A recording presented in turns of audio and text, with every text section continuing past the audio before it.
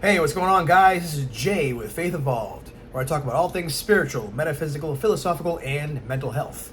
And if it's your first time here, welcome to my channel. Don't hesitate to check out all the videos and see if anything resonates. And if it does, I would definitely be humbly appreciative of your subscription. Also, don't forget to like the video if you like it, and check out the comment section. I like to respond whenever I can. And of course, don't forget to hit the notification bell to get notified anytime I release any new videos. All right, so today is all about, well, you guessed it by the title, the Urantia Book.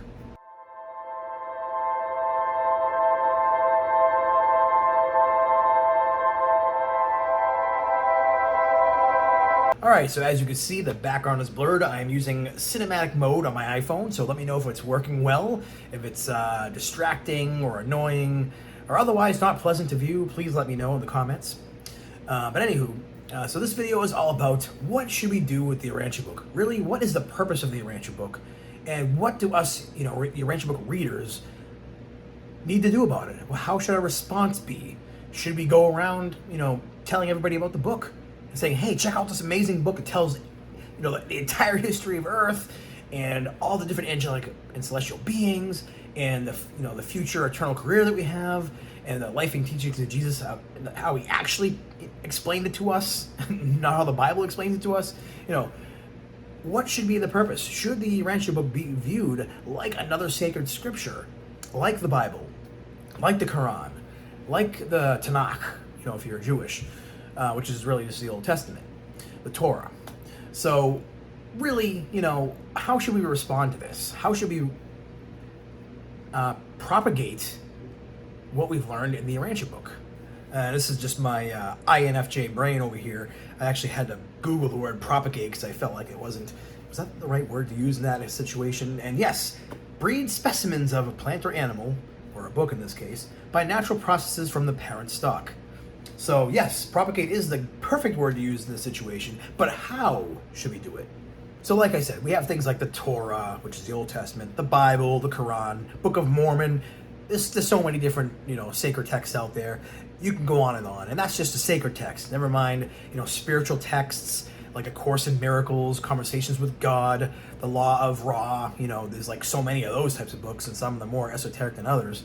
And you even have like philosophical writings, and you have like philosophers as well. Like you may think of Socrates or something like that, or someone more, modern. You might think of like someone like, I don't know, Eckhart Tolle, and then you have scientists like Einstein and all these different folks that have contributed throughout the human history to our advancement intellectually, spiritually, and mentally. So the Urantia Book, what it's supposed to do is two things. One, fill in the gaps of our misunderstandings about God himself, really who God actually is, and giving us a clear and concise definition of what it all is, like what everything actually is, leading back to the source, the first source and center, God, and everything that propagated from that.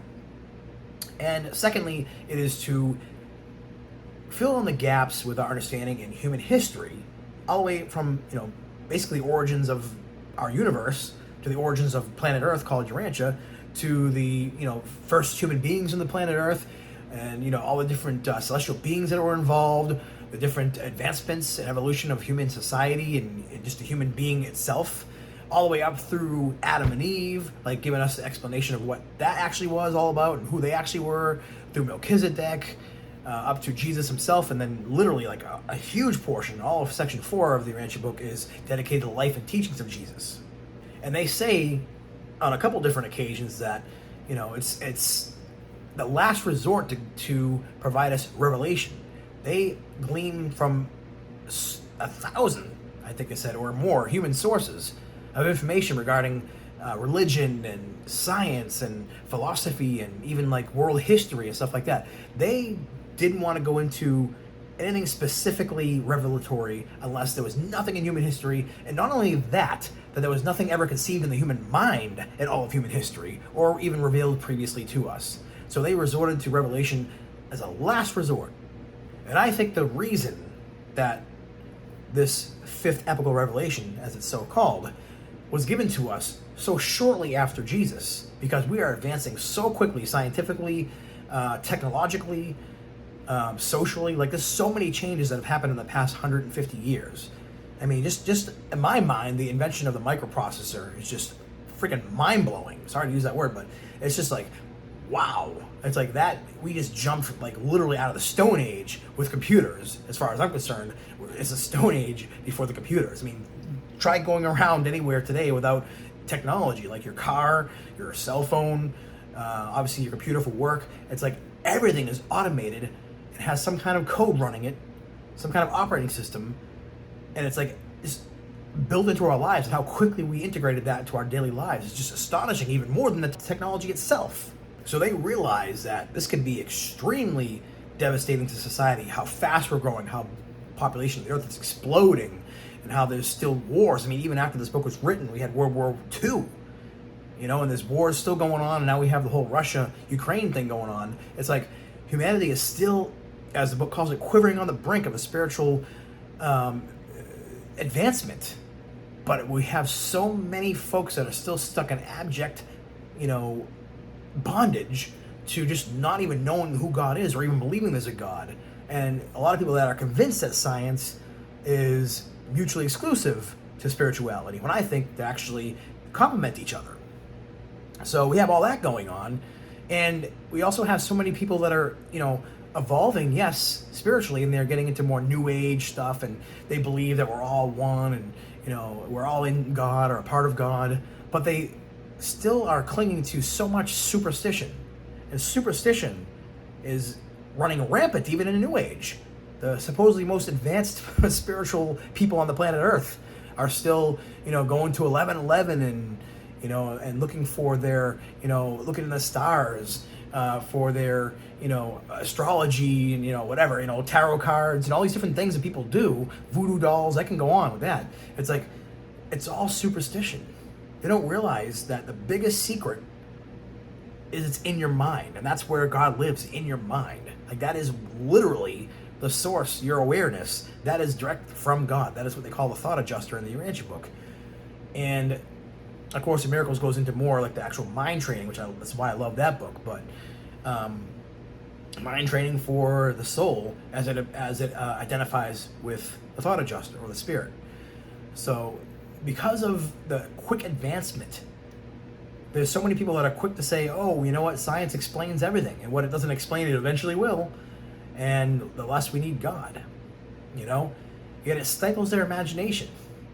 And I think another reason for the Urantia Book that's kind of secondary to clearing up the misunderstanding of God and human history is it's helping us stimulate our imagination. Big time. At least for me, I know it does. And, now there's no real evidence that Gene Roddenberry read the Urantia Book, but some people believe he did. But the Urantia Book did come out more than 10 years. And that's when it was published, by the way, not when the actual papers appeared, which was in 1934. But it was published in 1955, and it took more than 10 years before you saw the original Star Trek. And there's so many concepts in Star Trek that you could find correlations to in the Urantia Book, and I'm going to do a video about that. It's probably my next one, or my next couple of videos. But that, to me, is like, and I find it so ironic that there's so many people that are atheists and agnostic that are big Trekkies. And it's like, why doesn't this stimulate your imagination to think maybe there's at least a higher power? And they do believe that, okay, we got the Q, we have these beings that are far superior, to the human race, like they're way advanced. We can believe in that, but, believing in a God, which is not much more powerful than a Q, at least the way it's described in Star Trek: The Next Generation. I was like, why couldn't you at least, if you get so excited about that, like why couldn't you wrap your imagination around a God? Well, in some ways I kind of don't blame them, because again, religion and the experience that people have had in religion, and especially hypocritical Christians and killing in the name of God, and all the different taboos and all the different thou shalt not do this and thou shalt do that, and all these rules and regulations and just things that just people don't want to deal with in a modern society, when we're getting more freedoms with science and socially, like now gay marriage is the law of the land, and LGBTQ rights, that's a mouthful, And just there's so many different rights that people in the past, you know, wouldn't even be able to even speak about, never mind fight for. So there's so much progress socially that it's, you know, going to cause more and more confusion when people grow up on Noah's Ark and, you know, Moses parting the Red Sea and all these other different things.